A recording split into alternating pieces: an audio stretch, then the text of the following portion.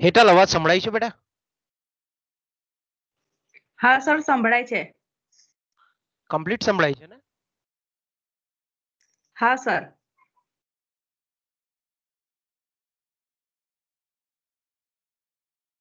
બોલ હવે. હવે પણ સંભળાય છે ને? ફરીથી પાછું માઇક ઓન કર. હા સર, સંભળાય છે. ઓ યસ, ચાલો.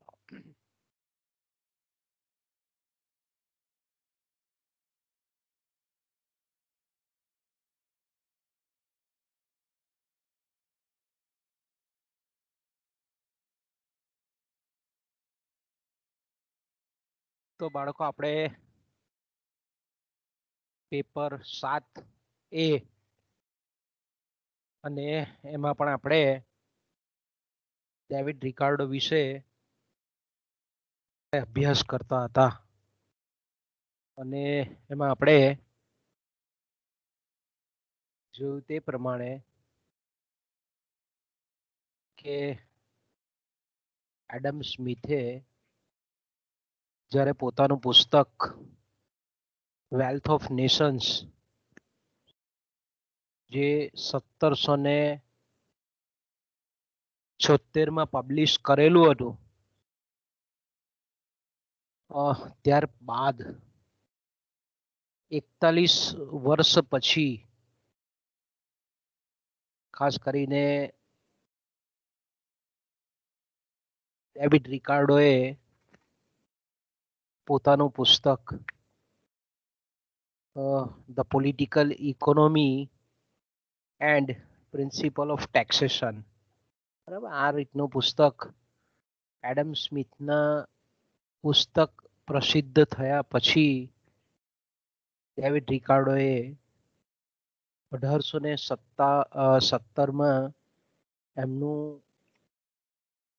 સિદ્ધાંતો, ટૂંકમાં એને આપણી ચોપડીમાં એને સિદ્ધાંતો તરીકે ઓળખવામાં આવે છે અને સિદ્ધાંતોનું જે આખું નામ છે એ છે રાજકીય અર્થકારણ અને કરાધાનના સિદ્ધાંતો.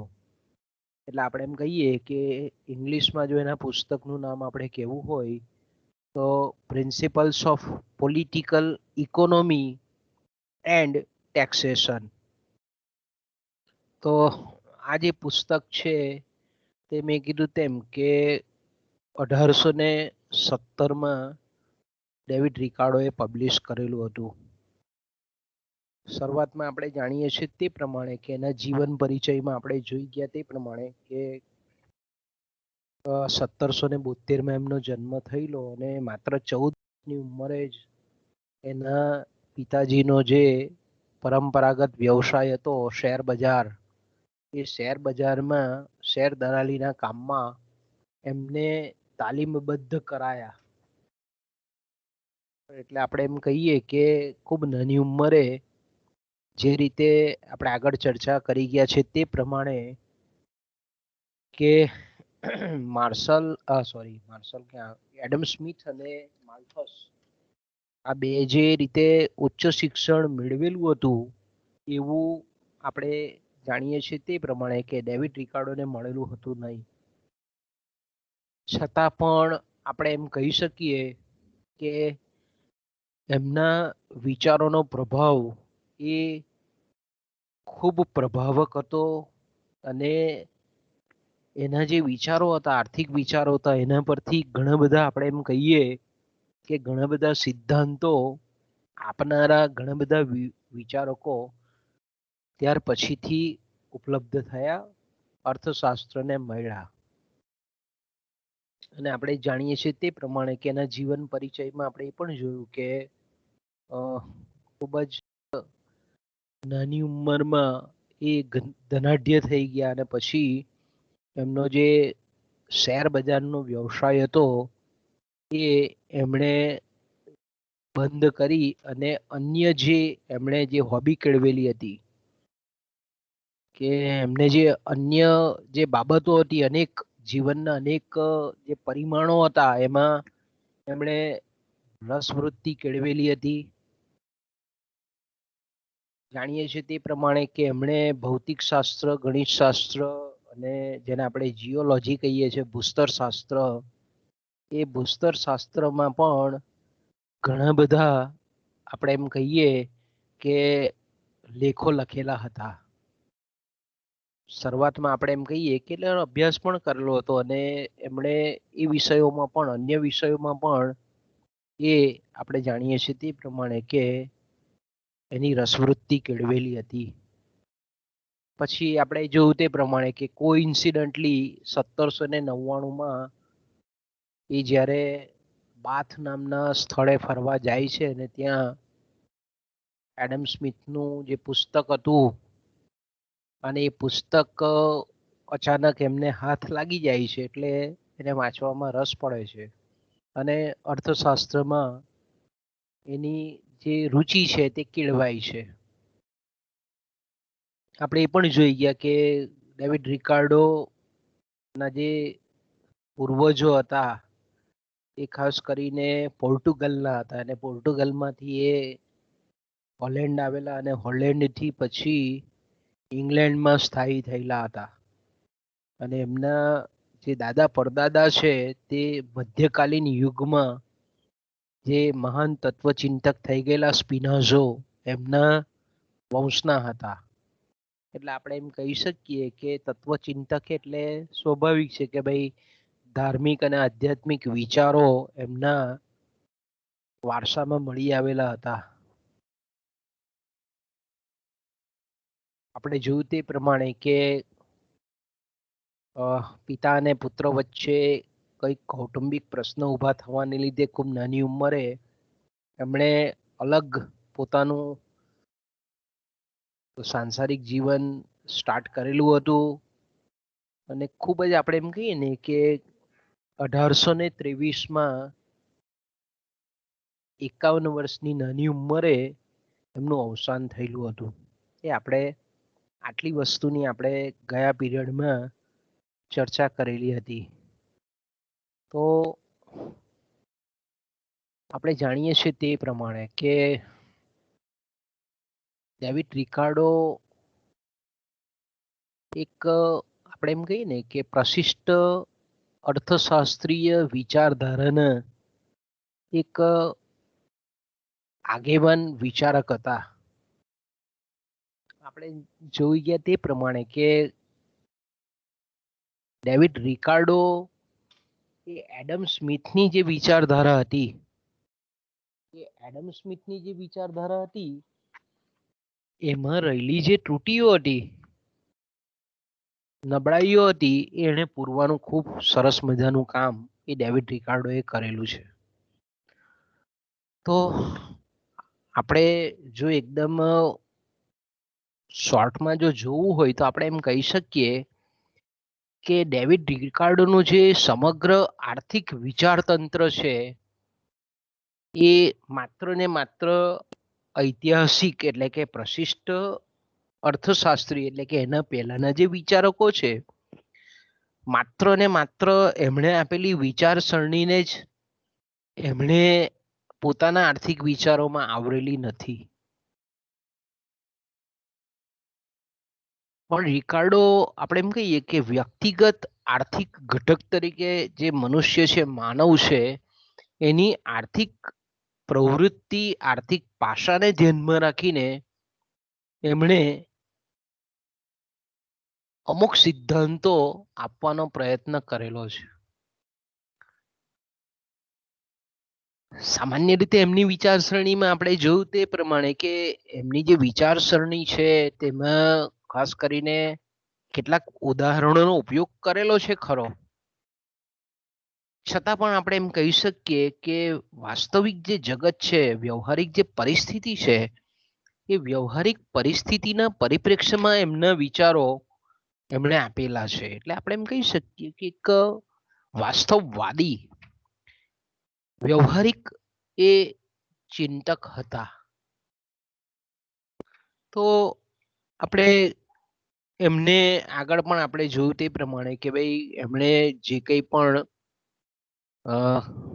વિચારસરણી આપેલી છે તો એમની એક વિશિષ્ટ પદ્ધતિ હતી અને વિશિષ્ટ પદ્ધતિને જેને આપણે નિગમન પદ્ધતિ કહીએ છીએ, આર્થિક વિશ્લેષણની એને આપણે નિગમન પદ્ધતિ કહીએ છીએ, એને આપણે ઇંગ્લિશમાં એને ડિડક્ટિવ મેથડ એવું શબ્દ પ્રયોગ વાપરીએ છીએ.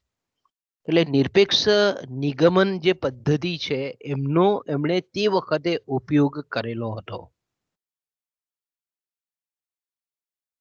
જેને આપણે નિરપેક્ષ નિગમન વિવેચન પદ્ધતિ એવો શબ્દ પ્રયોગ પણ કરી શકીએ છીએ. તો એ પદ્ધતિની ગયા વખતે આપણે થોડીક ચર્ચા પણ મેં ઉપર છેલ્લી તમને કરેલી હતી કે આ પદ્ધતિ તે વખતે નવીન આર્થિક વિશ્લેષણની પદ્ધતિ હતી. એટલે એમાં આપણે એમ કહીએ કે કેટલીક જે પરિસ્થિતિ છે, ઘટનાઓ છે, એના અંગેની ધારણા બાંધી અને પછી જે વાસ્તવિક પરિસ્થિતિ આકાર લે છે, નિર્માણ લે છે, એ અંગેની વિચારણા માટે કાલ્પનિક મોડેલ ઊભું કરવામાં આવે અને પછી એનું તાર્કિક પદ્ધતિ દ્વારા તર્કશાસ્ત્રના સિદ્ધાંત પ્રમાણે એ અંગે વિચારણા કરવામાં આવે. પછી આપણે એમ કહીએ કે જેટલી ધારણાઓ કરેલી હતી એ ધારણાઓમાં પરિવર્તન થતા કઈ નવી પરિસ્થિતિ નિર્માણ થાય છે અને એનું શું પરિણામ આવે છે એ તપાસવામાં આવે. એટલે આપણે એમ કહીએ કે અનુમાનો કે ધારણાઓ કરેલી હોય અને એ પ્રમાણે જો વાસ્તવિક પરિસ્થિતિ જો આકાર લેતી હોય તો સિદ્ધાંતો સાચા પડે. પરંતુ જો પરિસ્થિતિમાં પરિવર્તન આવે તો આપણે એમ કહીએ કે સિદ્ધાંત જે તારવેલા જે તારણો છે કદાચ આપણે એમ કહીએ કે એ કદાચ ખોટા પણ પડે. એટલે ટૂંકમાં આપણે એમ કહીએ કે જે અનુમાનોને આધારે સિદ્ધાંતની તારવણી કરવામાં આવે છે એ અનુમાનો અનુસાર જ્યારે વ્યવહારિક પરિસ્થિતિ હોય તો સિદ્ધાંતો સાચા પડે છે. પણ જો આપણે એમ કહીએ કે અનુમાનો પ્રમાણે જો પરિસ્થિતિ અનુકૂળ ન હોય તો તેવા સંજોગોમાં એ જ સિદ્ધાંતો નવી પરિસ્થિતિમાં કદાચ સાચા ન પણ પડે. તો આ રીતનું આપણે એમ કહીએ કે એમનું ચિંતનનું એક પાસું હતું, વિચારવાનું એમની પદ્ધતિ હતી અને તે વખતે આપણે એમ કહીએ કે એનો ઉપયોગ અર્થશાસ્ત્રમાં આ વિશ્લેષણ પદ્ધતિનો ઉપયોગ એમણે કરેલો હતો. બીજું આપણે એ પણ કહી શકીએ કે રિકાર્ડો જ્યારે ઇકોનોમિક્સના સિદ્ધાંતોની રચના કરે છે ત્યારે માણસનું જે સામાજિક જીવન છે અને આર્થિક જીવન છે એ બે વચ્ચે તફાવત હોય છે, અલગ અલગ હોય છે. એટલે આપણે એમ કહી શકીએ કે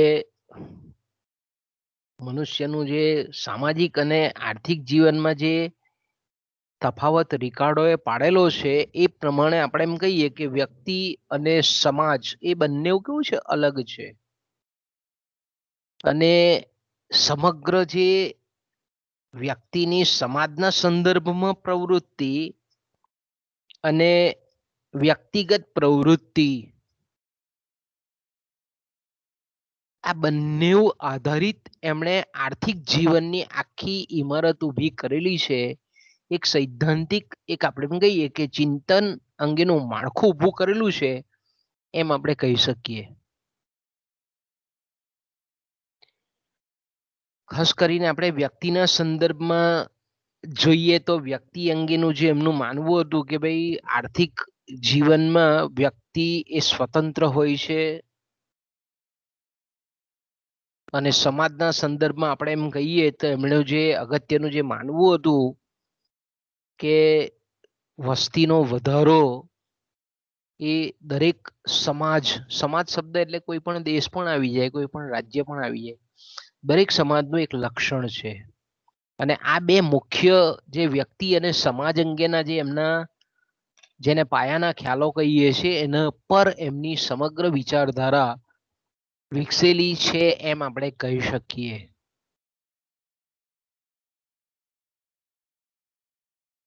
એટલે આપણે એમ કહી શકીએ કે એડમ સ્મિથે જે રીતે અર્થપરાયણ માનવીની કલ્પના કરેલી હતી એને વ્યક્તિની જે પ્રવૃત્તિ છે તે સ્વાર્થી સ્વહિતને ધ્યાનમાં રાખીને એમણે જે સમગ્ર એડમ સ્મિથે જે વિચારો આપેલા છે એનો કંઈક અંશે રિકાર્ડોએ ઉપયોગ કરેલો હોય એવું આપણને દેખાય છે. પણ એમાં આપણે એમ કહી શકીએ કે સ્વહિતને આધારે જ્યારે માણસની વર્તણૂક થાય છે ત્યારે એમાં એણે ઘટતી પેદાશનો નિયમ એટલે કે ઘટતા વર્તનનો જે નિયમ છે એનો કંઈક અંશે ઉપયોગ કરેલો હોવું આપણને પરોક્ષ રીતે જોવા મળે છે.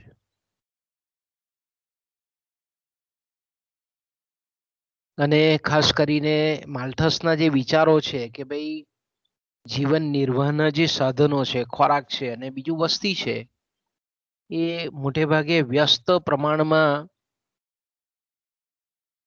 હોય છે એમ એ માનતા હતા.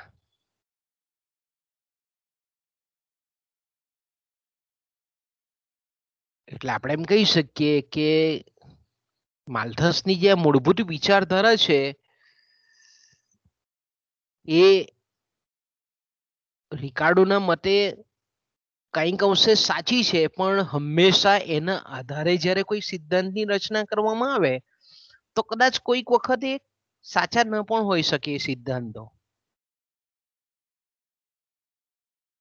રિકાર્ડો આપણે જાણીએ છીએ તે પ્રમાણે કે એડમ સ્મિથે જે અર્થપરાયણ માનવીની જે વાત કરેલી હતી એને અહીંયા આપણે એમ કહીએ કે શાસ્ત્રીય જેને વૈજ્ઞાનિક આધાર આપવાનું કામ એ ડેવિડ રિકાર્ડોએ કરેલું એવું આપણને સ્પષ્ટ જોવા મળે છે.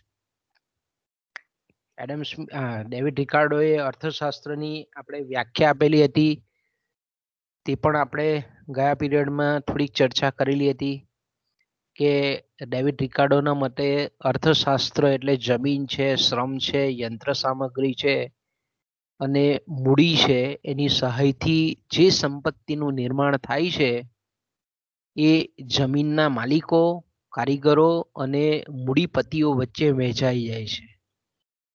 એટલે ભાડું, વેતન અને નફો એમ સંપત્તિના એટલે રાષ્ટ્રીય આવકના બીજા અર્થમાં કહીએ તો એમ 3 ભાગ પડે છે અને આ 3 ભાગની વહેંચણી સમગ્ર અર્થતંત્રમાં કઈ રીતે થાય છે એ મૂળભૂત રીતે અર્થશાસ્ત્રનો કેન્દ્રવર્તી વિચાર છે અને એનો અભ્યાસ કરતું જે શાસ્ત્ર છે તેને અર્થશાસ્ત્ર કહેવામાં આવે છે.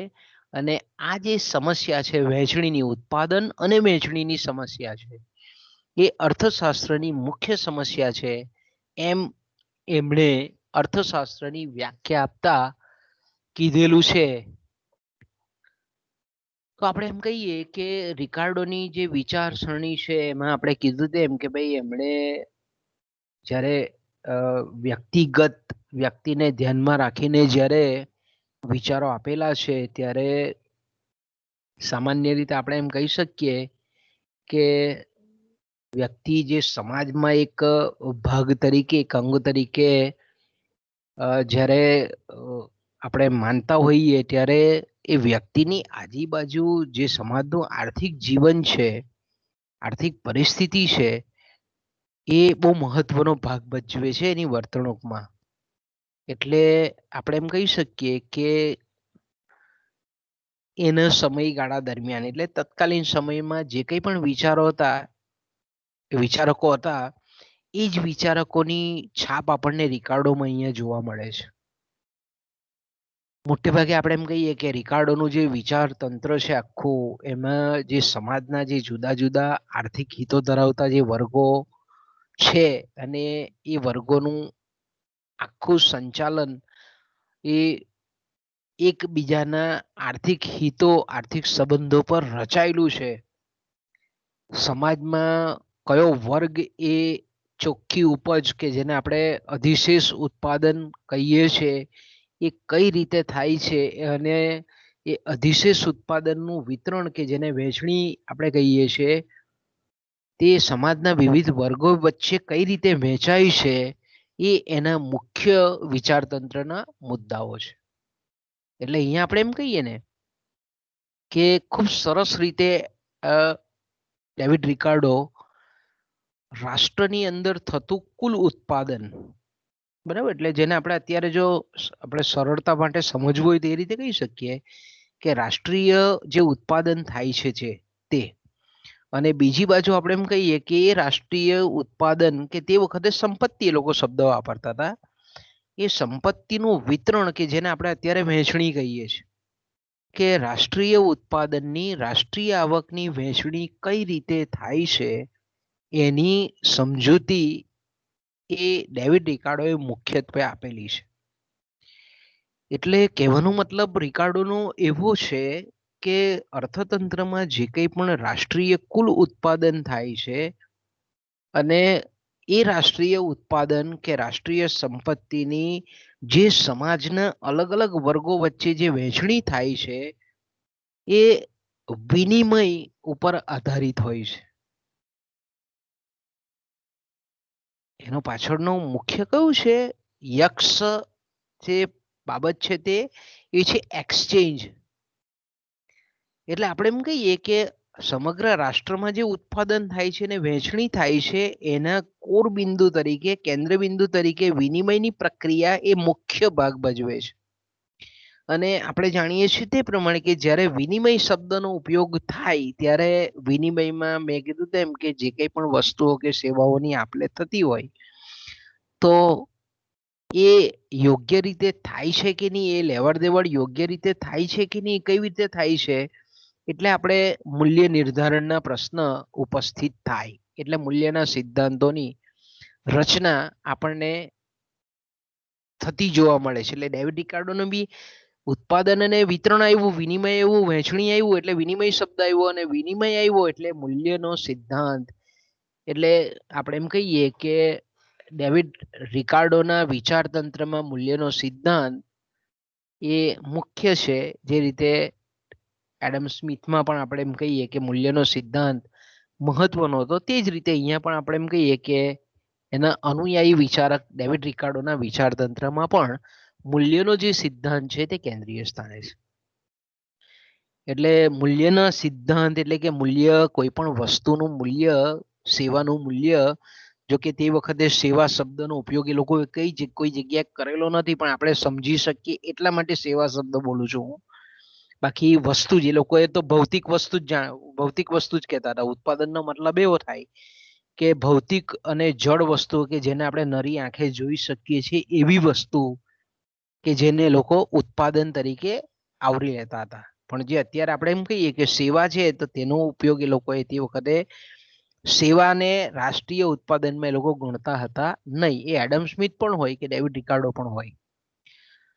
તો આપણે એમ કહીએ કે વસ્તુનું મૂલ્ય કઈ રીતે નક્કી થાય છે એની સમજૂતી એમના વિચારતંત્રમાં પહેલી છે, અને ત્યાર પછી આવે છે એની વહેંચણીના સિદ્ધાંતો, વિતરણના સિદ્ધાંતો આપણે એને કહી શકીએ, વહેંચણીના સિદ્ધાંતો કહી શકીએ. હવે મેં કીધું તેમ કે વહેંચણી શબ્દ આવે એટલે તમારા મગજમાં તરત ક્લિક થઈ જવી જોઈએ કે વહેંચણી એટલે ઉત્પાદનના સાધનો જે ઉત્પાદનની પ્રક્રિયામાં જોડાય છે એ ઉત્પાદનની પ્રક્રિયામાં જોડાવા બદલ એને જે કંઈ પણ વળતર મળે છે તેને આપણે વિતરણ કહીએ છીએ, એને આપણે વહેંચણી કહીએ છીએ. તો આપણે એમ કહીએ કે ઉત્પાદનની પ્રક્રિયામાં જો શ્રમ જોડાય તો શ્રમ પોતાની શક્તિનો જે વ્યય કરે છે એના બદલામાં એને ભાડું મળે છે. તો અર્થતંત્રમાં શ્રમ જે ઉત્પાદનનું સાધન છે, શ્રમ જે છે ઉત્પાદનનું સાધન, એને વેતન મળે છે. ફરી મારી જરાક મિસ્ટેક થઈ ગઈ બોલવામાં, કે ઉત્પાદનની પ્રક્રિયામાં ઉત્પાદનના સાધન તરીકે શ્રમ જે સામેલ થાય છે અને શ્રમ જે પોતાની શક્તિનો વ્યય કરે છે, શક્તિ એટલે માનસિક શક્તિ અને શારીરિક શક્તિ, તો માનસિક શક્તિ અને શારીરિક શક્તિનો જે વ્યય કરે છે એના બદલામાં એને જે વળતર આપવામાં આવે છે, એને જે રિટર્ન આપવામાં આવે છે, એને આપણે કહીએ છીએ વેતન. એટલે વેતન અંગેના ડેવિડ રિકાર્ડોના કેવા વિચારો છે એની આના પછી આપણે આના પછીના પીરિયડોમાં ચર્ચા કરવાની. પછી આપણે જાણીએ છીએ તે પ્રમાણે કે ઉત્પાદનની પ્રક્રિયામાં જે ઉત્પાદનનું સાધન ભૂમિ છે એ ભૂમિ જ્યારે ઉત્પાદકીય પ્રવૃત્તિમાં સામેલ થાય છે તો તેને કઈ રીતે વળતર ચૂકવવામાં આવે છે એને આપણે ભાડું કહીએ છીએ. અને ત્રીજું જે આપણે એમ કહીએ છીએ કે નિયોજક અથવા તો એને મૂડીપતિ એવો શબ્દ પણ, કારણ કે જે રીતે એડમ સ્મિથ મૂડીપતિ અને નિયોજક વચ્ચેનો તફાવત ને બહુ ધ્યાન પર નહીં લેતા હતા, એ જ પ્રમાણે ડેવિડ રિકાર્ડો પણ મૂડીપતિ અને નિયોજક, અત્યારે આપણે એને અલગ શબ્દ વાપરીએ છીએ બરાબર અત્યારે, તો અત્યારે એને આપણે અલગ દ્રષ્ટિકોણથી ઓળખીએ છીએ, પણ આપણે એમ કહી શકીએ કે મૂડી અને જે નિયોજક છે, સાહસિક છે, એને જે કંઈ પણ વળતર મળે છે એને એ લોકો નફો તરીકે ઓળખાવે છે, વ્યાજ તરીકે ઓળખાવતા નથી. ટૂંકમાં જાણતા હતા ખરા કે ભાઈ વ્યાજ અલગ વસ્તુ છે, નફો અલગ વસ્તુ છે, છતાં કોઈ વ્યાજના અલગ સિદ્ધાંતોની એ લોકોએ ચર્ચા કરી નથી. એટલે આપણે એમ કહીએ કે ડેવિડ રિકાર્ડોના વિતરણના જે વહેંચણીના સિદ્ધાંત છે એમાં એનો ભાડાનો સિદ્ધાંત આવી જાય છે, નફાનો સિદ્ધાંત આવી જાય છે, અને વેતન અંગેના જે વિચારો છે તેનો સમાવેશ ત્યાર પછી ડેવિડ રિકાર્ડોના વિચારતંત્રમાં આવે છે. ઓકે, તો આપણે એમ કહી શકીએ કે ડેવિડ રિકાર્ડોનું જે સમગ્ર વિચારતંત્ર છે એ વિચારતંત્રમાં આપણે જાણીએ છીએ તે પ્રમાણે કે પહેલો આવે છે મૂલ્યનો સિદ્ધાંત. બરાબર, તો સામાન્ય રીતે આપણે જાણીએ છીએ તે પ્રમાણે કે એનું જે પુસ્તક હતું રાજકીય અર્થકારણ અને કરાધાનના સિદ્ધાંતો, એમાં એમણે મૂલ્ય અંગેના જે કંઈ પણ સિદ્ધાંતો આપેલા છે એમાં ખાસ કરીને આપણે જો જોઈએ તો ડેવિડ રિકાર્ડોના વિચારો કંઈક અંશે મૂલ્યને મેં આગળ પણ તમને વાત કરી કે એડમ સ્મિથને એ થોડાક મળતા આવે છે,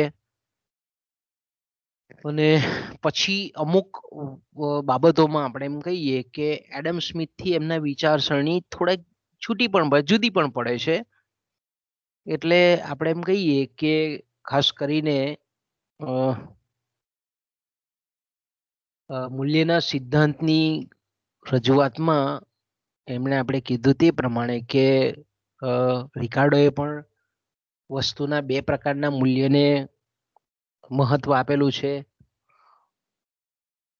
પહેલું આપણે જે રીતે એડમ સ્મિથમાં જોઈ ગયા તે પ્રમાણે કે એને આપણે ઉપયોગિતા મૂલ્ય કહીએ છીએ, ઇંગ્લિશમાં એને આપણે વેલ્યુ ઇન યુઝ કહીએ છીએ, અને બીજું જે મૂલ્ય છે તેને આપણે વિનિમય મૂલ્ય કહીએ છીએ.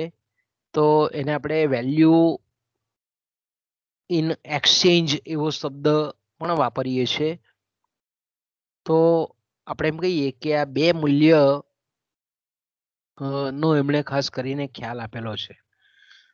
તો સામાન્ય રીતે આપણે એમ કહીએ કે કોઈ પણ વસ્તુની જે લેવડ દેવડ થાય છે, વિનિમય થાય છે, એ વસ્તુનું વિનિમય ક્યારે થાય તો કે ભાઈ વસ્તુમાં રહેલી જે ઉપયોગિતા છે એ ઉપયોગિતા હોય તો જ વસ્તુની આપલે થાય, તો જ વસ્તુનું આપણે એમ કહીએ કે એક્સચેન્જ થાય, લેવડ દેવડ થાય, આપલે થાય, એનું વિનિમય થાય, એક્સચેન્જ થાય.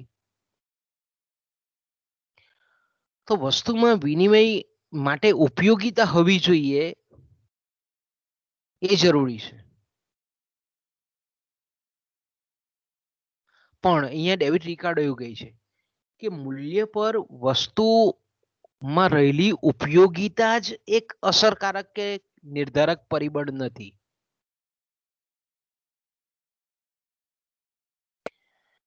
વસ્તુની ઉપયોગિતા મૂલ્ય નક્કી કરવા માટે જરૂરી છે, પણ એ જ એક માત્ર આવશ્યક પરિબળ છે એમ આપણે કહી શકીએ નહીં. જો ડેવિડ રિકાર્ડો શું કહે છે, ખૂબ અહીંયા સરસ કહે છે કે કોઈ પણ વસ્તુની ઉપયોગિતા છે એ એનું મૂલ્ય નક્કી કરવા માટે જરૂરી છે, પણ એક જ પરિબળ ઉપયોગિતા એ જ એટલું આવશ્યક નથી.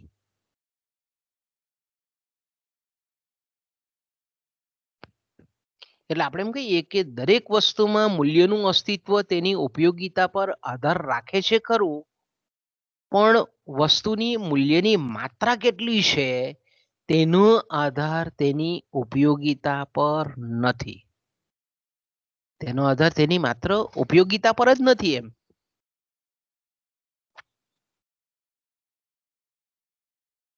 એટલે ડેવિડ રિકાર્ડો અહીંયા એવું સ્પષ્ટ કહે છે કે કેટલીક વખતે વસ્તુનું મૂલ્ય એના શ્રમ કરતા એના પુરવઠા પર આધારિત હોય છે. ડેવિડ રિકાર્ડો શું કહે છે કે કેટલીક વખતે વસ્તુનું મૂલ્ય એના શ્રમ કરતા એટલે કે વસ્તુ નિર્માણ કરવા માટે જે શ્રમનો ઉપયોગ થાય છે એના શ્રમ કરતા એના પુરવઠા પર આધારિત છે. એટલે વસ્તુનું મૂલ્ય નક્કી કરવામાં જો એમણે શબ્દ મૂક્યો છે વસ્તુનો પુરવઠો એ મહત્વનો ભાગ ભજવે છે.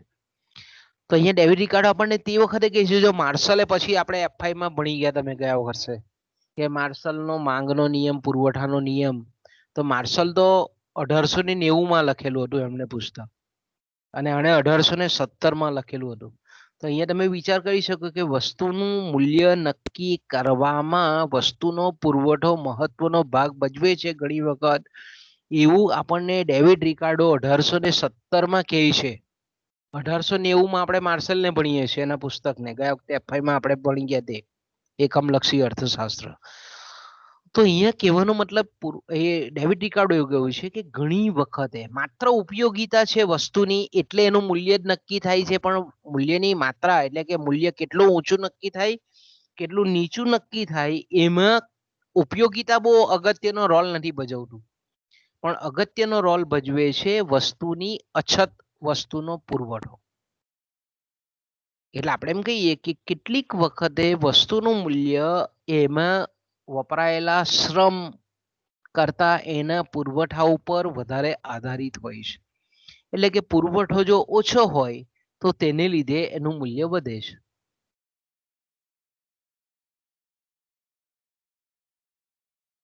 તો આપણે એમ કહી શકીએ કે ઘણી વખતે ખાસ કરીને જો બીજી રીતે આપણે વાત કરવી હોય તો એ રીતે પણ કરી શકીએ છીએ કે ડેવિડ રિકાર્ડોએ મૂલ્યના બીજી રીતે પણ બે પ્રકારો પાડેલા છે. બજાર મૂલ્ય જેને આપણે વિનિમય મૂલ્ય કહીએ છીએ માંગ પુરવઠો અને વસ્તુની ઉપયોગિતા એ ત્રણના ક્રિયા આંતર પ્રતિક્રિયા દ્વારા આપણે એમ કહીએ કે જે નક્કી થાય એને આપણે વિનિમય મૂલ્ય કહીએ છીએ અને આપણે બજાર મૂલ્ય કહીએ છીએ. અને બીજું જે મૂલ્ય એમણે બતાવેલું છે એ છે પ્રાકૃતિક મૂલ્ય જેને આપણે નેચરલ વેલ્યુ કહીએ છીએ. એ બે વચ્ચે ડેવિડ રિકાર્ડોએ ભેદ પાડેલો છે. તો કે કોઈ પણ વસ્તુનું જે પ્રાકૃતિક મૂલ્ય છે જેને આપણે બીજા અર્થમાં જો કહેવું હોય તો વાસ્તવિક મૂલ્ય એવો શબ્દ પણ મૂકી શકીએ આપણે પણ ડેવિડ રિકાર્ડો એને નેચરલ વેલ્યુ કહેલું છે. તો પ્રાકૃતિક જે મૂલ્ય છે તે વસ્તુમાં રહેલા કોઈ પણ સ્થાયી તત્વનું પરિણામ કરે છે. વસ્તુમાં રહેલું કોઈ સ્થાયી તત્વ એટલે શું તો કે ભાઈ સ્થાયી તત્વ એટલે વસ્તુના ઉત્પાદન માટે ખર્ચાયેલો જેટલો શ્રમ છે એ એનું સ્થાયી તત્વ છે. જો સેમ એડમ સ્મિથ જેવી વિચારધારા છે એની શું કહે છે ડેવિડ રિકાર્ડો એવું કહે છે કે પ્રાકૃતિક મૂલ્ય નો આધાર એ વસ્તુમાં રહેલા કોઈક સ્થાયી તત્વ પર છે. સ્થાયી તત્વનો મતલબ ડેવિડ રિકાર્ડો એવું કહે છે કે વસ્તુના ઉત્પાદનમાં વસ્તુને ઉત્પાદન કરતા જેટલો પણ શ્રમ ખર્ચાયેલો છે માનસિક શ્રમ શારીરિક શ્રમ એ વસ્તુનું મૂલ્ય પ્રાકૃતિક મૂલ્ય નક્કી કરવામાં મહત્વનો ફાળો આપે છે. આપણે ગયા વખતે પણ ઉદાહરણ લીધેલું હતું બરાબર છે કે દાખલા તરીકે આપણે એમ કહીએ કે કોઈક સુથાર છે અને ટેબલ બનાવે છે તો આપણે એમ કહીએ કે ટેબલ બનાવતા 10 દિવસ એને લાગે છે. તો આપણે એમ કહીએ કે 10 દિવસ લાગે છે એટલે દરરોજ એ સુથાર છે તે દરરોજ 8-8 કલાક કામ કરે છે તો 80 કલાકનો એ શ્રમ ખર્ચે છે. તો એ ટેબલનું પ્રાકૃતિક મૂલ્ય એટલે કે 80 કલાકો જે એ વસ્તુના ઉત્પાદનમાં રહેલો શ્રમ છે એ એનું પ્રાકૃતિક મૂલ્ય નક્કી કરે છે. હવે આવે છે બજાર મૂલ્ય કે જેને આપણે વિનિમય મૂલ્ય કહીએ છીએ. ડેવિડ રિકાર્ડો પણ બજાર મૂલ્ય એટલે જેને આપણે વિનિમય મૂલ્ય તરીકે ઓળખીએ છીએ. તો ડેવિડ રિકાર્ડો અહીંયા એક એડમ સ્મિથ કરતા એક સ્ટેપ આગળ છે. એવું કહે છે કે વિનિમય મૂલ્ય ધરાવતી જે વસ્તુઓ છે એને બે વર્ગોમાં વહેંચી શકાય. બરાબર, વિનિમય કે જેની આપલે થાય છે બજારમાં, જેની માંગ અને પુરવઠા દ્વારા આપણે એમ કહીએ કે લે વેચ થાય છે, ખરીદી વેચાણ થાય છે, વિનિમય થાય છે. તો આવી જે વસ્તુ છે વિનિમય મૂલ્યતા ધરાવતી વસ્તુ, એ વિનિમય મૂલ્યતા ધરાવતી વસ્તુ બે પ્રકારની હોય છે. એક તો આપણે એમ કહીએ કે અછત મૂલ્ય ધરાવતી વસ્તુ, એટલે કોઈ દાખલા તરીકે આપણે એમ કહીએ કે જરી પુરાણી વસ્તુ, કે દાખલા તરીકે ગાંધીજીની લાકડી, એ ગાંધીજીએ જે બોલપેન વાપરેલી હોય કે પેન ઇંક પેન વાપરેલી હોય તે, ચાર્લી ચેપ્લિનની ટોપી, આપણે એમ કહીએ કે જરી પુરાણી વસ્તુ, કે એ જે તે સમયે આપણે એમ કહીએ કે જેને આપણે ઇંગ્લિશમાં જો કહેવું હોય તો એન્ટિક ગુડ્સ, જેને આપણે કહીએ કે હવે એનું ઉત્પાદન શક્ય નથી. ઉત્પાદન શક્ય છે પણ એ વ્યક્તિ, એ સંજોગો, એ પરિસ્થિતિ સાથે એ વણાઈ ગયેલી વસ્તુ છે. કે દાખલા તરીકે આપણે એમ કહીએ કે પ્રથમ વિશ્વયુદ્ધમાં હિટલરે વાપરેલી આપણે એમ કહીએ કે ટેન્ક છે, તો એ પણ કેવી છે, પુરાણી વસ્તુ છે. તો આપણે એમ કહીએ કે આવી જે વસ્તુઓ છે કે જે અછત મૂલ્ય ધરાવે છે, જૂના પ્રાચીન સમયના સિક્કાઓ, દાખલા તરીકે આપણે એમ કહીએ કે મૌર્ય સામ્રાજ્ય વખતના સિક્કાઓ છે, એ આપણે કહીએ કે જમીનમાંથી કોઈ જગ્યાથી મળી આવે તો કે ભાઈ એ પુરાણા સિક્કાઓ છે. તો આવી વસ્તુ જે છે તે જે તે વખતે જ્યારે ઉત્પાદિત થયેલી હોય એમાં જે વપરાયેલા શ્રમ છે એના કરતા એની વાસ્તવિક કિંમત ઘણી મોટી હોય છે, કારણ કે હવે એનો પુરવઠો વધવાનો નથી, એ જે તે સમયે ઉત્પાદિત થઈ ગયેલી છે.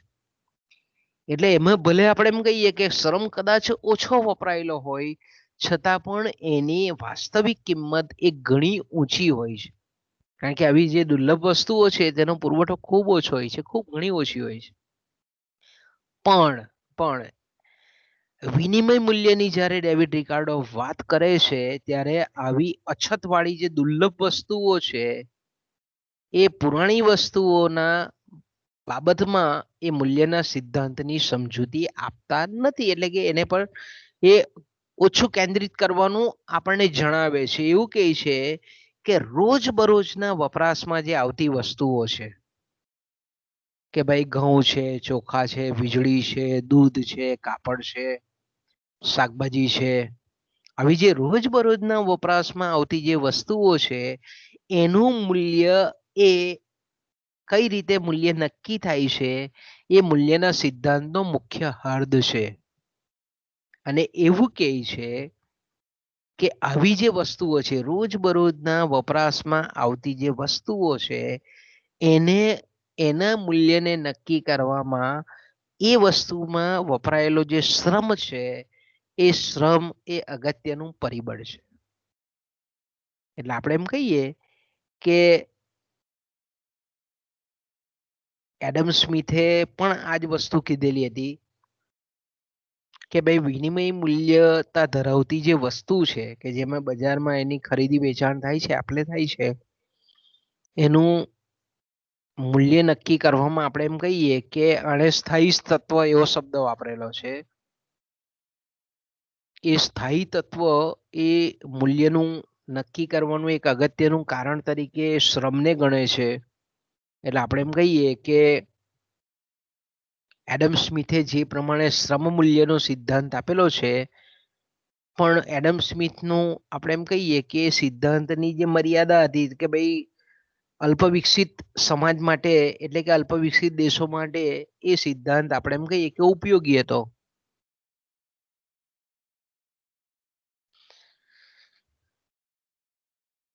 વિકસિત સમાજ માટે એટલે કે પ્રગતિશીલ વિકાસશીલ જે રાષ્ટ્રો છે તે એમાં આપણે એમ કહીએ કે વેતનનો દર છે, નફાનો દર છે, ભાડાનો દર છે, આ એટલે કે જે સમાજ આપણે એમ કહીએ કે વિકસિત સમાજ એટલે ઔદ્યોગિક રીતે ડેવલપ્ડ એવું એ કહેવા માંગે છે આપણને ઇનડાયરેક્ટલી રીતે.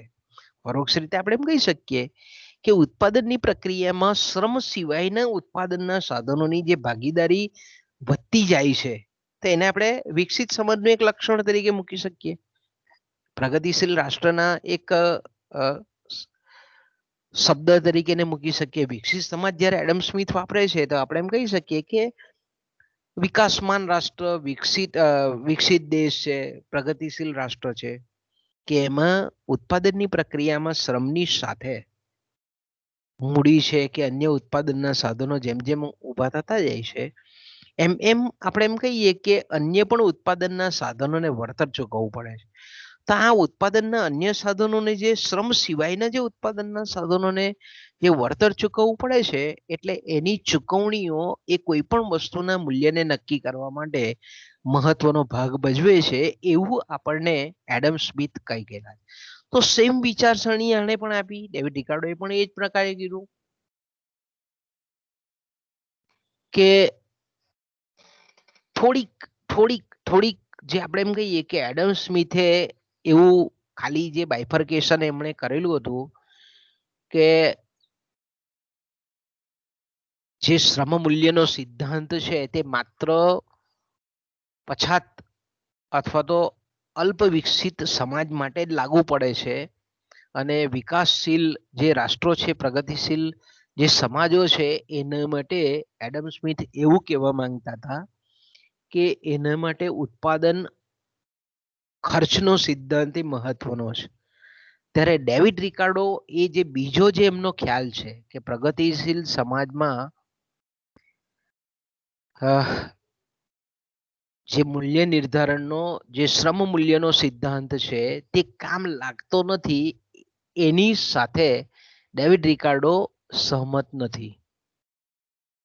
ડેવિડ રિકાર્ડો એવું કહે છે કે સમાજ એ અલ્પ વિકસિત હોય કે વિકસેલ હોય પણ મૂલ્ય નિર્ધારણનો આધાર એ મુખ્યત્વે શ્રમ ઉપર આધારિત છે. ભલે બીજા સાધનોનો વિકાસશીલ સમાજમાં બીજા ઉત્પાદનના સાધનનો ઉપયોગ થતો હોય પણ આપણે એમ કહીએ કે મૂલ્ય નક્કી કરવામાં શ્રમ એ બહુ મહત્વનો કી રોલ, ચાવીરૂપ ભાગ ભજવે છે એવું ડેવિડ રિકાર્ડોનું કહેવું છે. કારણ કે ડેવિડ રિકાર્ડો અહીંયા એવું કહે છે, ડેવિડ રિકાર્ડો આ જે બોલે છે આવું કે સમાજ ગમે તે હોય, અવિકસિત હોય કે વિકસિત હોય પણ મૂલ્યનો કોઈ પણ વસ્તુના મૂલ્યનો આધાર એમાં એ ઉત્પાદન કરવામાં વપરાયેલા શ્રમ પર જ છે. તો અહીંયા આપણે એમ કહીએ કે એડમ સ્મિથ અને ડેવિડ રિકાર્ડોની મૂલ્ય અંગેની સમજૂતી થોડીક જુદી પડે છે. કારણ કે ડેવિડ રિકાર્ડો એવું માને છે કે ભાઈ કોઈ પણ વ્યવસાય હોય, બેઝિકલી આપણે એમ કહીએ કે એના વેતન દર અને એનો નફાનો દર એ સરખો હોય છે. જો અહીંયા ડેવિડ રિકાર્ડો આપણને એક નવું ડાયમેન્શન આપે છે, નવું પરિમાણ આપે છે વિચારવાનું. ડેવિડ રિકાર્ડો એવું કહે છે કે દરેક વ્યવસાય એટલે આપણે એમ કહીએ કે ખેતી હોય, ઉદ્યોગ હોય, પછી રાસાયણિક ફેક્ટરી, કેમિકલ બનાવટી ફેક્ટરી હોય કે કાપડ બનાવટી ફેક્ટરી હોય, એમાં જે શ્રમ કામ કરે છે એના વેતન દર એ સરખા છે. એ દરેક ધંધા છે, જે વ્યવસાયો છે એનો નફાનો દર પણ સેમ છે. એટલે આપણે એમ કહી શકીએ કે દરેક વ્યવસાયમાં જ્યારે વેતન દર અને નફાનો દર જો સેમ હોય, લગભગ સરખા, સેમ એટલે એનો કહેવાનો તાત્પર્ય એવો નહીં કે ભાઈ કોઈ ધંધામાં 30% નફો હોય તો કોઈક ધંધામાં 28% નફો હોય, કોઈ ધંધામાં 32% નફો હોય, પણ લગભગ નજીક નફો અને વેતનના દર એ લગભગ સમાન હોય છે. એટલે આપણે એમ કહી શકીએ કે કોઈ પણ વસ્તુના મૂલ્યને નક્કી કરવામાં વેતન દર અને નફો, આ બે જે પરિબળ છે, વેતન અને નફો, એ આપણે એમ કહી શકીએ કે મૂલ્ય નિર્ધારણમાં બહુ નિર્ણાયક પરિબળ બની શકે નહીં. કારણ કે એક જ સરખો જો નફો અને વેતન દર હોય તો બંને આપણે એમ કહીએ કે જેને આપણે સાપેક્ષ મૂલ્ય કહીએ છીએ એમાં બહુ તફાવત પડે નહીં. એટલે આપણે એમ કહીએ કે મૂલ્યો વચ્ચેનો, વસ્તુની કિંમત વચ્ચેનો જે આપણને તફાવત જોવા મળે છે એ નફો અને વેતન દર પર આધારિત હોઈ શકે નહીં. હવે ભાડાની વાત કરે છે કે ભાઈ જે ભૂમિને ચૂકવાતું ભાડું એ પણ મૂલ્ય નિર્ણાયક નથી. જો અહીંયા ડેવિડ રિકાર્ડો શું કહે છે, ખૂબ સરસ સમજવા જેવી વસ્તુ છે. ડેવિડ રિકાર્ડો આપણને એવું કહેવા માંગે છે કે જમીનને એટલે કે ઉત્પાદનની પ્રક્રિયામાં જમીન જે સામેલ થાય છે એને ચૂકવાતું જે ભાડું છે એ પણ વસ્તુની મૂલ્ય નક્કી કરવામાં અસરકારક પરિબળ નથી, નિર્ણાયક પરિબળ નથી. પણ વસ્તુનું જે મૂલ્ય નક્કી થાય છે એને લીધે ભાડાનો દર નક્કી થાય છે. જો અહીંયા કેટલું સમજવા જેવું છે, બરાબર સમજો. હું કહે છે ડેવિડ રિકાર્ડો એવું કહે છે કે જમીનને ચૂકવાતું ભાડું એ કોઈ પણ વસ્તુનું જે મૂલ્ય નક્કી થાય છે એ મૂલ્ય નક્કી કરવામાં એનો મહત્વનો ભાગ નથી. મૂલ્ય નક્કી એ ભાડાનો ચૂકવણીનો દર જે છે એના દ્વારા નિર્ધારિત થતું નથી, પણ સ્વયં ભાડાનો દર છે એ વસ્તુનું મૂલ્ય જે રીતે નક્કી થાય છે એનું પરિણામ છે. એટલે ભાડું એ મૂલ્ય નિર્ણાયક નથી, પણ મૂલ્ય જે વસ્તુનું નક્કી થાય છે એના પરિણામે ભાડાની ઉપસ્થિતિ થાય છે, ભાડાનો જન્મ થાય છે. એટલે ભાડું છે તે કોઈ પણ વસ્તુના મૂલ્યમાં પ્રવેશ પામતું તત્વ નથી, પરંતુ મૂલ્ય દ્વારા નક્કી થનારી ચૂકવણી ભાડું છે. વસ્તુનું મૂલ્ય નક્કી થાય છે અને ત્યાર પછી જે ચૂકવણી થાય છે એ ભાડું છે. તો અહીંયા આપણે એમ કહીએ કે એટલે તો પછી એનો સારાંશ એવો થાય કે જમીનને ચૂકવાતું ભાડું, મૂડીપતિને ચૂકવાતો નફો અને શ્રમિકોને ચૂકવાતું વેતન દર એ વસ્તુના મૂલ્ય ઉપર અસર પહોંચાડી શકતા નથી. તો મૂલ્ય અલગ અલગ વસ્તુના મૂલ્ય વચ્ચે તફાવત જે ઊભો થાય છે તો તે તફાવત માટે કયું પરિબળ જવાબદાર છે? તો અહીંયા રિકાર્ડો આપણને એના પર ધ્યાન આપે છે કે વસ્તુઓના ઉત્પાદન માટે વપરાયેલો જે શ્રમ છે એની જે પ્રચુરતા છે, એની જે માત્રા છે એ અલગ અલગ વસ્તુના મૂલ્યના તફાવત માટે જવાબદાર પરિબળ છે. એડમ સ્મિથ આપણે ડેવિડ રિકાર્ડો કેટલી સરસ વાત કહી જાય છે આપણને કે દરેક વસ્તુના કે દાખલા તરીકે કાપડ છે તો એક કાપડ છે તે 20 રૂપિયા મીટર છે મળે છે, બીજું કાપડ છે તે 200 રૂપિયા મળે છે અને ત્રીજું કાપડ છે તે 900 રૂપિયા મીટર મળે છે. કાપડ જ છે ને આપણે કાપડ જ કહીએ છીએ. એ જ રીતે આપણે એમ કહીએ કે ટેબલ લેવા જઈએ તો ટેબલ 2000 રૂપિયાનું મળે છે, લોખંડનો કબાટ લેવા જઈએ તો 5000 નો મળે છે, કોમ્પ્યુટર લેવા જઈએ તો 25,000 નું મળે છે, મોબાઈલ લેવા જઈએ તો 20,000 નું મળે છે. અહીંયા આપણે એમ કહીએ કે વસ્તુના મૂલ્યો વચ્ચે જે તફાવત થાય છે એના માટે એ વસ્તુના ઉત્પાદન માટે જે જમીનનો ઉપયોગ થાય છે તેને માટે જમીનના ઉપયોગ બદલ એને જે ભાડું ચૂકવવામાં આવે છે એમાં જે કંઈ પણ આપણે એમ કહીએ કે મૂડીપતિઓ મૂડી રોકે છે એને જે કંઈ પણ નફો પ્રાપ્ત થાય છે, એમાં જે કંઈ પણ શ્રમિકો કામ કરે છે એને જે કંઈ પણ વળતર તરીકે વેતન ચૂકવાય છે, આ ત્રણે ત્રણ પરિબળો ભાડું, નફો અને વેતન દર એ મૂલ્યને અસર કરતા પરિબળો નથી એવું આપણને ડેવિડ રિકાર્ડો કહે છે.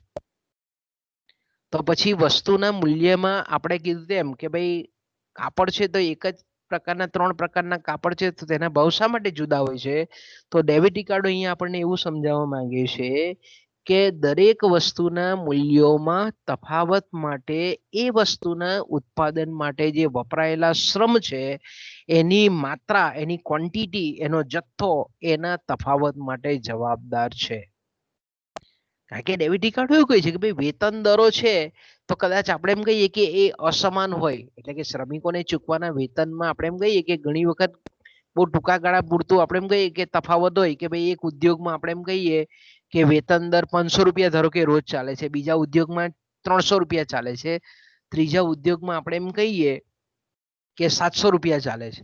તો આવું કદાચ આપણે એમ કહીએ કે ટૂંકા ગાળામાં મળે, પણ અર્થતંત્રમાં જો પૂર્ણ હરીફાઈ પ્રવર્તતી હોય તો આપણે એમ કહીએ કે વેતન દરો દરેક ઉદ્યોગોમાં એક સરખા થઈ જાય એવું આપણને ડેવિડ રિકાર્ડો કહે છે. કારણ કે પ્રશિષ્ટ અર્થશાસ્ત્રીય વિચારધારા છે એટલે પ્રશિષ્ટ અર્થશાસ્ત્રીય વિચારધારા જે છે એની એક મૂળભૂત ધારણા છે કે અર્થતંત્રમાં પૂર્ણ હરીફાઈ પ્રવર્તે છે. અર્થતંત્રમાં સરકારનો હસ્તક્ષેપ ખૂબ ઓછો છે. અર્થતંત્ર એ સ્વેર વિહારી પદ્ધતિએ કામ કરે છે. એટલે ડેવિડ રિકાર્ડો આપણને શું કહે છે કે વેતન દરો એ પૂર્ણ હરીફાઈ પ્રવર્તવાને લીધે અલગ અલગ વ્યવસાયોમાં અલગ અલગ જગ્યાએ પૂર્ણ હરીફાઈને લીધે વેતન દરો એક સમાન થઈ જાય છે. એટલે આપણે એમ કહીએ કે કોઈ એક વસ્તુનું મૂલ્ય કોઈ અન્ય વસ્તુ કરતા વધારે હોય તેનો મતલબ આપણે એવો કરી શકાય કે એ વસ્તુના ઉત્પાદનમાં વધારે શ્રમ વપરાયેલો છે. અને ડેવિડ રિકાર્ડો આપણને એવું કહે છે કે આ શ્રમની જેને આપણે કહીએ છીએ કે શ્રમનો જથ્થો, શ્રમની માત્રા, શ્રમની ક્વોન્ટિટી આપણે એમ કહીએ છીએ એની ગણતરી એ માનવ દિન એટલે કે માણસ જેટલા દિવસ કામ કરે છે એના સંદર્ભમાં કરવામાં આવે છે. દાખલા તરીકે આપણે એમ કહીએ કે કોઈ એ નામની વસ્તુ છે, એક્સ નામની વસ્તુ છે, એના ઉત્પાદન માટે એક કોઈક માણસ છે, એક લેબર છે, એક શ્રમિક છે. આપણે મિસ્ત્રીનું ઉદાહરણ લીધેલું કે ભાઈ એક મિસ્ત્રી છે તો એક ટેબલ બનાવતા ધારો કે એને 10 દિવસ થાય છે, દરરોજ 8 કલાક કામ કરે છે, બરાબર. તો આપણે એમ કહીએ કે એ વસ્તુ તરીકે એક્સ વસ્તુ તરીકે આપણે ટેબલને મૂકીએ. ધારો કે આપણે એમ કહીએ કે કોઈક બીજી વસ્તુ છે, બરાબર. બીજી વસ્તુ ધારો કે આપણે મકાન કહીએ છીએ તો કે ભાઈ મકાન છે તો કે મકાનને બનતા આપણે કહીએ કે 3 મહિના ધારો કે થાય છે, બરાબર છે. અને આપણે એમ કહીએ કે ધારો કે એક જ માણસ મકાન બનાવતો હોય ને 3 મહિના થતા હોય તો સ્વાભાવિક છે કે ટેબલ બનાવતા 10 દિવસ થાય છે, મકાન બનાવતા 3 મહિના થાય છે, એટલે 90 દિવસ થાય છે. તો આપણે એમ કહીએ કે મકાનનું મૂલ્ય કેટલું નક્કી થાય તો કે ભાઈ ટેબલ કરતા ઘણું બધું ઊંચું નક્કી થાય.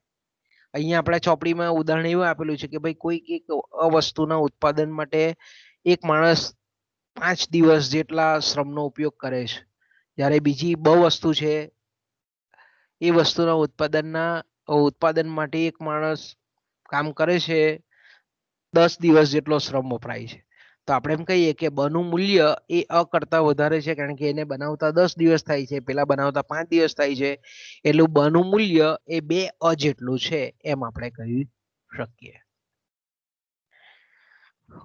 તો આપણે એમ કહી શકીએ કે કોઈ પણ વસ્તુના મૂલ્યમાં જે આપણને અહીંયા તફાવત જોવા મળે છે એ એમાં વપરાયેલા શ્રમની માત્રા પર આધારિત છે એમ ડેવિડ રિકાર્ડો આપણને કહેવા માંગે છે. ઓકે, તો અહીંયા જે ડેવિડ રિકાર્ડોનો જે મૂલ્યનો સિદ્ધાંત છે એ આપણે એમ કહી શકીએ કે એની કેટલીક મર્યાદાઓ પણ થયેલી છે કે દાખલા તરીકે આપણે એમ કહીએ કે ભાઈ શ્રમની જ્યારે શ્રમ કલાકોની વાત કરવામાં આવે છે કે કોઈ પણ વસ્તુનું મૂલ્ય એમાં વપરાયેલા શ્રમની માત્રા ઉપર આધારિત છે. તો અહીંયા જ્યારે માત્રાનો વિચાર કરવામાં આવે છે ત્યારે શ્રમની ગુણવત્તાને જોવામાં આવતી નથી. મેં કીધું ને કે ભાઈ આપણા કરતા ભારત કરતા ચીનના શ્રમિકો એ વધારે ઉત્પાદક છે. આપણે એમ કહીએ કે ભારતનો જે શ્રમિક છે એના કરતા ચીનનો જે શ્રમિક છે તે વધારે ઉત્પાદક છે. તો આપણે એમ કહી શકીએ કે ભારતના શ્રમિકની ગુણવત્તા કરતા ચાઇનાના શ્રમિકની ગુણવત્તા ઊંચી છે. બરાબર. દાખલા તરીકે આપણે એમ કહીએ કે અહીંયા દાખલો પણ એક આપેલો છે, તમે સ્ક્રીન પર જોઈ શકો છો કે ભાઈ કોઈ એક માણસ છે તે એક દિવસમાં 10 વાર, વાર શબ્દ એટલે તમને પાછું કન્ફ્યુઝન ઊભું થશે કે વાર એટલે શું થાય. તો વાર એ આપણે એમ કહીએ કે લંબાઈને માપવાનો એકમ છે, પહેલા વપરાતો હતો. વાર એટલે આપણે એમ કહીએ કે એક હાથ જેટલું થાય એટલે લગભગ 1.5 મીટર જેવું થાય. તો કે ભાઈ એક દિવસમાં એક શ્રમિક છે તે 10 વાર કાપડ વણે છે, બીજો શ્રમિક છે તે આપણે એમ કહીએ કે ધારો કે એ પણ 10 વાર કાપડ વણે છે, પણ બંને જે કાપડ બનાવે છે એક છે તો ગમે તેવું વણે છે અને બીજો છે એકદમ સ્મૂથ રીતે વણે છે. તો અહીંયા આપણે એમ કહીએ કે બંને 10-10 મીટર કાપડનું ઉત્પાદન કરે છે, 10-10 વારનું ઉત્પાદન કરે છે કાપડનું, પણ એની ક્વોલિટીમાં ફેર છે, એની ગુણવત્તામાં ફેર. તો આ રીતે પણ આપણે શ્રમિકોની જે ગુણવત્તા છે કામની, એની જે ચીવટતા છે, એની ચોખ્ખાઈ છે, એની જે ઝડપ છે, એને અહીંયા રિકાર્ડોએ ધ્યાનમાં લીધેલી નથી.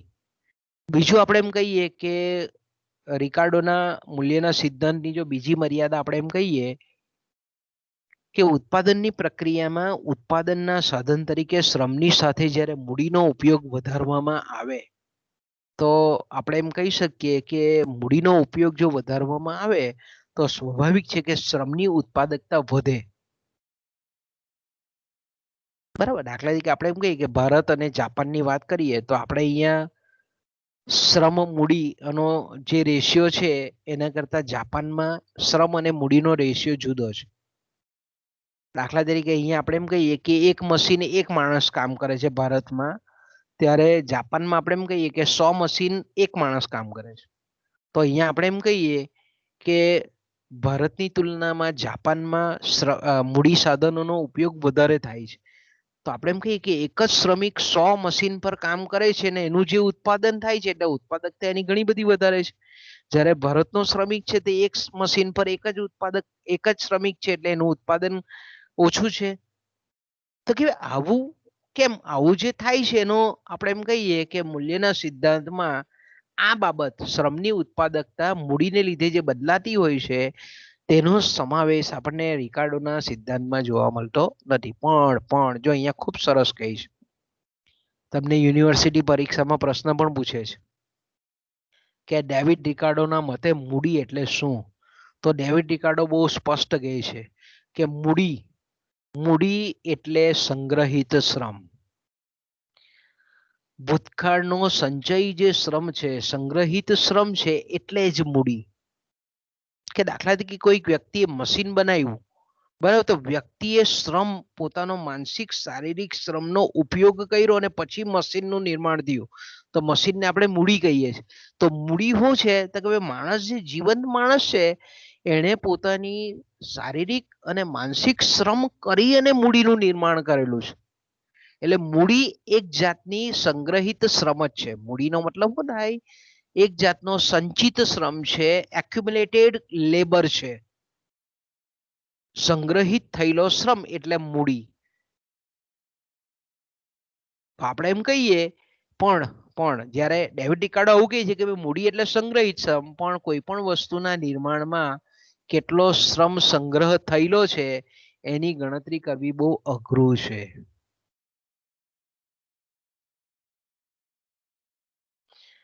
મશીનો, મૂડી સાધનોમાં આપણે જાણીએ છીએ તે પ્રમાણે કે અમુક મૂડી સાધન ઘણા સમય સુધી ચાલે, અમુક જે મૂડી સાધન છે એનું આયુષ્ય ટૂંકું હોય, તો તેવા સંજોગોમાં આપણે એમ કહીએ કે મૂડી સાધનોની જે મૂલ્યની ગણતરી કરવી એ ખરેખર કામ બહુ કપરું લાગે આપણને.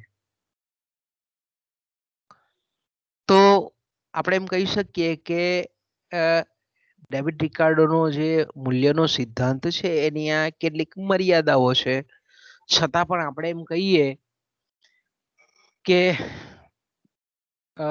નફો અને વેતન દરો અને ભાડું જે રીતે કોઈ પણ વસ્તુના મૂલ્યમાં નિર્ણાયક પરિબળ નથી, પણ રિકાર્ડો એવું કહે છે કે કોઈ પણ વસ્તુનું જ્યારે ઉત્પાદન ને ધ્યાનમાં રાખીને એના પર જે લાગુ પડતો ખર્ચ છે એના આધારે જ્યારે આપણે એની કિંમત નક્કી કરતા હોઈએ ત્યારે વ્યાજનો પણ વિચાર કરવો પડે, અને વ્યાજ પણ એક ઉત્પાદન ખર્ચનું એક મહત્વનું અંગ છે એવું પછીથી એમણે, આપણે એમ કહીએ કે, સ્વીકારેલું હતું.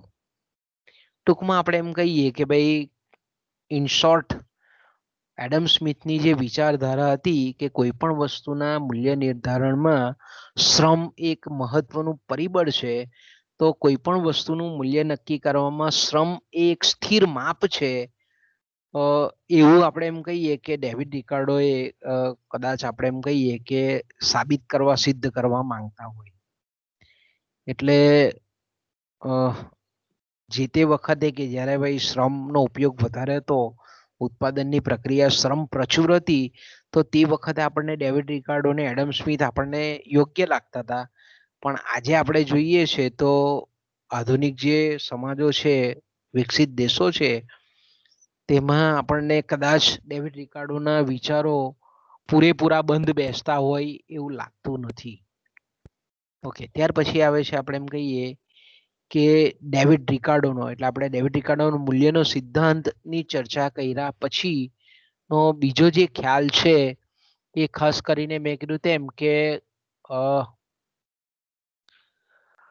વહેંચણીનો સિદ્ધાંત. બરાબર, વહેંચણીનો જે સિદ્ધાંત છે અને વહેંચણીના સિદ્ધાંતમાં આપણે એમ કહીએ કે ખાસ કરીને ઉત્પાદનના જે 3 સાધનોનો અહીંયા ઉપયોગ કરે છે, વિચાર કરે છે. એક તો છે શ્રમ અને બીજું છે સાહસ, જેને આપણે નિયોજક કહીએ છીએ, એન્ટરપ્રિન્યોર કહીએ છીએ, અને ત્રીજું છે જમીન કે ભૂમિ. તો આપણે એમ કહી શકીએ કે આ 3 ઉત્પાદનના સાધનોનું સંયુક્ત પરિણામ એ ઉત્પાદન છે. અને આપણે એમ કહીએ કે તો એ ઉત્પાદનની પ્રક્રિયામાં જોડાવા બદલ જે કંઈ પણ વળતર શ્રમિકને જે ચૂકવવામાં આવે છે તેને આપણે વેતન કહીએ છીએ, તેને આપણે વેતનનો સિદ્ધાંત કહીએ છીએ. બીજું નિયોજક છે, તો નિયોજકને નફો પ્રાપ્ત થાય છે એટલે નફાનો સિદ્ધાંત, અને ભૂમિને ભાડું જે પ્રાપ્ત થાય છે તે. તો આપણે અહીંયા જોઈ શકીએ છીએ કે ડેવિડ રિકાર્ડોનો જે વહેંચણીનો સિદ્ધાંત છે, વિતરણનો સિદ્ધાંત છે, ખાસ કરીને એમાં આપણે જાણીએ છીએ તે પ્રમાણે કે રિકાર્ડો શ્રમને પણ મૂલ્યનું એક કારક પરિબળ ગણે છે. એ આપણે આગળ ચર્ચા કરી ગયા કે ભાઈ કોઈ પણ વસ્તુનું મૂલ્ય નક્કી કરવામાં શ્રમ એ બહુ મહત્વનો ભાગ ભજવે છે, અને વસ્તુનું મૂલ્ય નિર્ધારણમાં વપરાયેલા જે શ્રમ છે એની માત્રા કે એનો જથ્થો એક જવાબદાર પરિબળ છે. એટલે રિકાર્ડો બીજા અર્થમાં જો આપણે એમ કહીએ કે જે શ્રમ છે તેને એક વસ્તુ ગણે છે. એટલે આપણે એમ કહીએ કે શ્રમના મૂલ્ય તરીકે વેતન એ શ્રમજીવીઓને જીવવા માટે જરૂરી ચીજોના વપરાશની માત્રા ઉપર આધાર રાખે છે. એટલે બીજા અર્થમાં જો આપણે એમ કહી શકીએ કે શ્રમના મૂલ્યને તે શ્રમના પ્રાકૃતિક મૂલ્ય તરીકે ઓળખાવવા માંગે છે. બરાબર, રિકાર્ડો આપણને શું કહે છે કે શ્રમને જે ચૂકવાતું વેતન છે એ વેતન એક એનું પ્રાકૃતિક મૂલ્ય છે, કારણ કે એ વસ્તુ તરીકે ગણે છે શ્રમને. તો આપણે એ રીતે કહી શકીએ કે શ્રમના મૂલ્યને શ્રમનું પ્રાકૃતિક મૂલ્ય તરીકે ખાસ કરીને ડેવિડ રિકાર્ડો ઓળખાવે છે. ડેવિડ રિકાર્ડોના આપણે એમ કહીએ કે શ્રમ એ વસ્તુ છે અને વેતન એ શ્રમની કિંમત છે. એ રીતે ઇન શોર્ટ તરીકે આપણે કહી શકીએ વસ્તુની કિંમત જે પ્રમાણે નક્કી થાય છે તે જ પ્રમાણે વેતન પણ નક્કી થાય છે. બીજું એક આપણે સરસ મજાનું જો તારણ કાઢવું હોય એના વેતન અંગેના વિચારોમાંથી, તો ખાસ કરીને ડેવિડ રિકાર્ડો એવું કહે છે કે જે રીતે વસ્તુનું મૂલ્ય કે વસ્તુની કિંમત નક્કી થાય છે એ જ રીતે ઉત્પાદનના સાધન તરીકે શ્રમની પણ કિંમત 2 પ્રકારે નક્કી થાય છે. અને પહેલું મેં કીધું તેમ કે પહેલું છે નૈસર્ગિક, કે જેને આપણે પ્રાકૃતિક મૂલ્ય કહીએ છીએ, અને બીજું જે મૂલ્ય છે તેને બજાર મૂલ્ય કે વિનિમય મૂલ્ય તરીકે ઓળખવામાં આવે છે. તો રિકાર્ડો અહીંયા આપણને એક બાબતની બહુ સ્પષ્ટતાપૂર્વક આપણને સમજૂતી આપે છે કે સામાન્ય રીતે શ્રમિકને એના કુટુંબનું જીવન ચલાવવા અને વંશવૃદ્ધિ કરવા માટે જે વેતનની જરૂર પડે છે તેને ડેવિડ રિકાર્ડો નૈસર્ગિક વેતન તરીકે ઓળખાવે છે. તો અહીંયા બહુ સરસ રીતે ડેવિડ રિકાર્ડો કહે છે જે પ્રાકૃતિક મૂલ્ય કે જેને આપણે કુદરતી મૂલ્ય કહીએ છીએ, જેને આપણે નૈસર્ગિક મૂલ્ય કહીએ છીએ, નૈસર્ગિક વેતન કહીએ છીએ. એ નૈસર્ગિક વેતન એટલે હું તો કે ભાઈ કોઈ પણ શ્રમિક છે એ શ્રમિકને એના કુટુંબનું જીવન ચલાવવા, એટલે બીજા અર્થમાં આપણે એમ કહીએ તો જીવન નિર્વાહ, આપણે જે એડમ સ્મિથે જે આપેલો વિચાર છે તે જ પ્રમાણે કે જીવન ચલાવવા એટલે જીવન નિર્વાહ માટે તથા વંશ વૃદ્ધિ કરવા માટે જે વેતનની જરૂર પડે છે તેને નૈસર્ગિક વેતન કહેવામાં આવે છે. આ નૈસર્ગિક વેતન એ શ્રમનું લાંબા ગાળાનું વેતન છે. નૈસર્ગિક વેતનનો આધાર એ વાસ્તવિક વેતન ઉપર છે.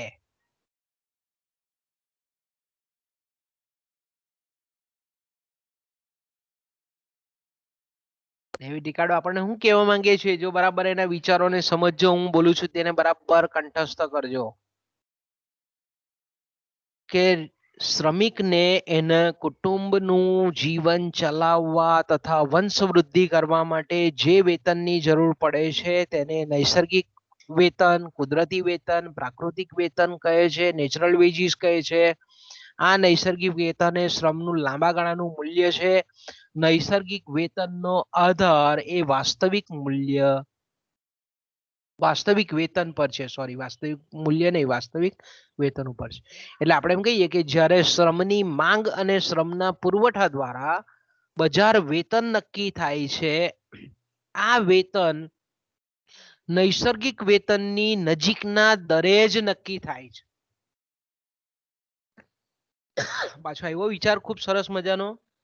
ડેવિડ રિકાર્ડો એવું કહે છે કે બજાર વેતન એટલે હું, બજાર મૂલ્ય એટલે હું, શ્રમનું બજાર મૂલ્ય એટલે શ્રમનું બજાર વેતન એટલે હું, તો કે ભાઈ શ્રમની માંગ અને શ્રમના પુરવઠા દ્વારા. કે દાખલા તરીકે આપણે એમ કહીએ કે ધારો કે બાંધકામ ઉદ્યોગ છે, તો બાંધકામ ઉદ્યોગમાં આપણે જાણીએ છીએ તે પ્રમાણે કે ભાઈ મકાનો બંધાય, પુલ બંધાય, રસ્તા બંધાય. હવે દાખલા તરીકે આપણે એમ કહીએ કે અત્યારે બાંધકામ પ્રવૃત્તિ ધારો કે ઓછી છે, ઓકે, તો આપણે એમ કહીએ કે શ્રમની માંગ બાંધકામ ઉદ્યોગમાં ઓછી છે પણ શ્રમનો પુરવઠો ઘણો બધો છે. તો સ્વાભાવિક છે કે શ્રમની માંગ ઓછી છે, શ્રમનો પુરવઠો વધારે છે, એટલે બાંધકામ ઉદ્યોગના જે કંઈ પણ શ્રમિકો છે તેનો વેતન દર ઓછો નક્કી થાય. કેમ? કારણ કે શ્રમનો પુરવઠો વધારે છે, શ્રમની માંગ ઓછી છે. ઓકે, આનાથી ઉલટું પણ વિચારી શકાય કે ધારો કે બાંધકામ ઉદ્યોગમાં શ્રમિકની માંગ પુષ્કળ છે પણ એનો પુરવઠો ઓછો છે, તો એનું જે બજાર વેતન છે, માર્કેટ વેજીસ છે, તે ઊંચું જાય. આપણે એમ કહીએ ને કે ભાઈ કડિયો છે તો કડિયાને 800 રૂપિયા રોજ, 1000 રૂપિયા રોજ. મોટા સિટીમાં જઈએ તો આપણને વધારે ઓછું વેતન દેખાય, બજાર વેતન, કારણ કે ત્યાં ઓછા હોય શ્રમિકો, માંગ પુષ્કળ હોય, પુરવઠો ઓછો હોય, એટલે ત્યાં બજાર વેતન ઊંચા જોવા મળે છે. તો અહીંયા આપણને ડેવિડ રિકાર્ડો એવું કહે છે કે શ્રમની માંગ અને શ્રમના પુરવઠા દ્વારા જે બજાર વેતન નક્કી થાય છે, આ જે વેતન છે તે પ્રાકૃતિક વેતન, નૈસર્ગિક વેતનની નજીકના દરે જ નક્કી થાય છે. તો અહીંયા ડેવિડ રિકાર્ડો આપણને હું એનું આપણે જે કંઈ પણ એનો જે કહેવાનો સાર છે તે એવું કહેવા માંગે છે કે જ્યારે શ્રમનું બજાર મૂલ્ય એટલે કે શ્રમનું બજાર વેતન એના નૈસર્ગિક વેતન કરતા વધારે હોય છે ત્યારે શ્રમિકોની સ્થિતિ સારી હોય છે. આપણે ડેવિડ રિકાર્ડો હું અહીંયા કહેવા માંગે છે કે જો હું બંને વ્યાખ્યા બોલી ગયો, નૈસર્ગિક વેતન એટલે હું, તો કે ભાઈ શ્રમિકને એના કુટુંબનું જીવન ચલાવવા તથા વંશવૃદ્ધિ કરવા માટે જે વેતનની જરૂર પડે છે તેને પ્રાકૃતિક વેતન, એને નૈસર્ગિક વેતન કહેવામાં આવે છે. નૈસર્ગિક વેતન એ શ્રમનું લાંબા ગાળાનું વેતન મૂલ્ય છે. ઓકે, તો હવે આપણે એમ કહીએ કે જ્યારે શ્રમનું બજાર મૂલ્ય એટલે શ્રમની માંગ અને પુરવઠા દ્વારા નક્કી થતું મૂલ્ય છે, વેતન છે. શ્રમનું બજાર મૂલ્ય એટલે કે શ્રમનું બજાર વેતન એના પ્રાકૃતિક વેતન કરતા જ્યારે વધારે હોય છે ત્યારે શ્રમિકોની સ્થિતિ સારી હોય છે. તેથી વધારે આવકને લીધે તેઓ વધુ સારી રીતે રહેવા માંગે છે. પરિણામે વસ્તીમાં વધારો થાય છે અને તેથી શ્રમનો પુરવઠો બજારમાં વધે છે અને શ્રમનો પુરવઠો વધતા બજાર વેતન ઘટે છે.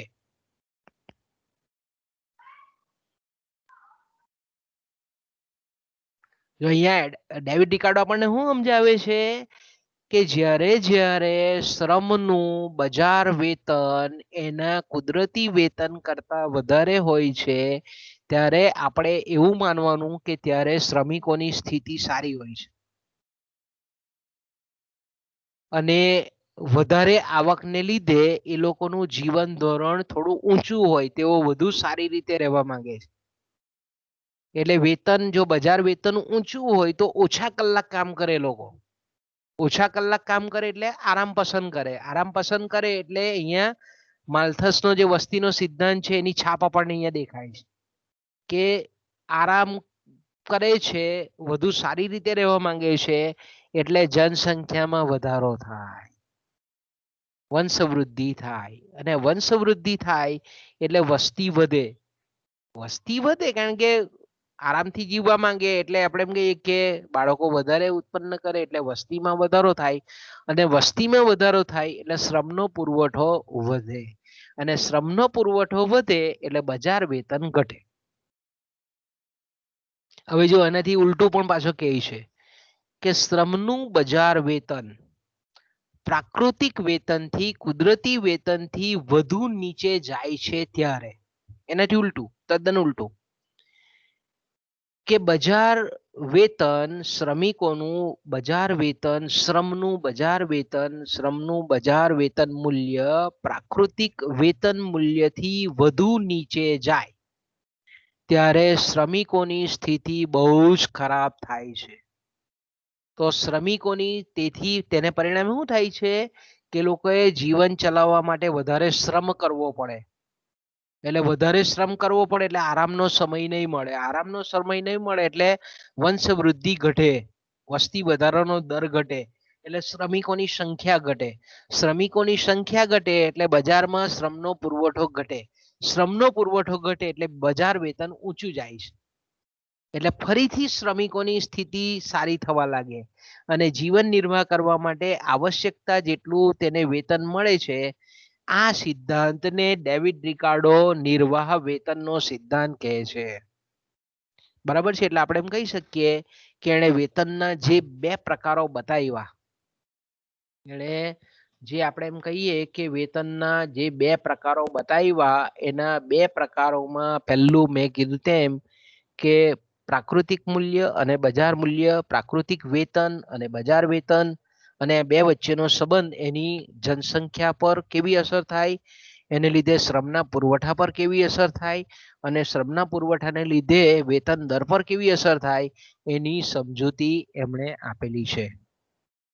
તો ડેવિડ રિકાર્ડોના જે વેતન અંગેના વિચારો છે એની સમીક્ષા જો આપણે ટૂંકમાં જો કરવી હોય તો આપણે એમ કહી શકીએ કે રિકાર્ડોના જે વેતન વિશેના વિચારો છે એ બાબતમાં એક ખાસ ભાર મૂકે છે કે શ્રમિકને પોતાનું જીવન ચલાવવા માટે આવશ્યક જેટલું વેતન મળવું જ જોઈએ. રિકાર્ડો બીજું એમ પણ માને છે કે બજાર વેતન હંમેશા શ્રમની માંગ અને પુરવઠા દ્વારા જ નક્કી થાય છે. પણ અત્યારે આપણે એમ જોઈએ કે ભાઈ હાલમાં સાચું નથી, કારણ કે આપણે જોઈએ છે કે શ્રમિકોના યુનિયન હોય, સંગઠનો હોય, તો વેતન ઉપર અસર કરે. એટલે ડેવિડ રિકાર્ડોએ તે વખતે વેતન વિશેના વિચારોમાં આ શ્રમના જે સંગઠનો છે તેનો વિચાર કરેલો નથી. બીજું કે એવો એડમ સ્મિથનો જે વેતન અંગેના વિચાર છે કે ભાઈ જેટલી વેતન ભંડોળ વધે, વેતન નિધિ વધે, એટલો આપણે એમ કહી શકીએ કે વેતનોમાં વધારો થાય છે, એનો સ્વીકાર પણ આપણને કરતા દેખાય છે. ઓકે, તો આપણે એમ કહી શકીએ કે આ પ્રકારના એના વેતન અંગેના વિચારો છે. તો બાળકો અહીંયાથી અટકીએ, આપણે કાલે પાછું જોઈશું, આપણે અને કન્ટિન્યુઅસ રાખીશું આગળ. તો આજે અહીંયા આપણે વિરામ લઈએ. બોલો, કઈ તકલીફ નથી ને બાળકો?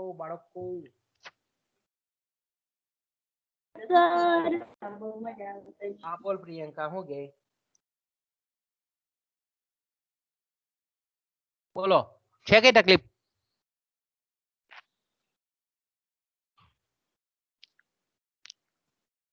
અહીંયાથી અટકીએ આપણે બાળકો.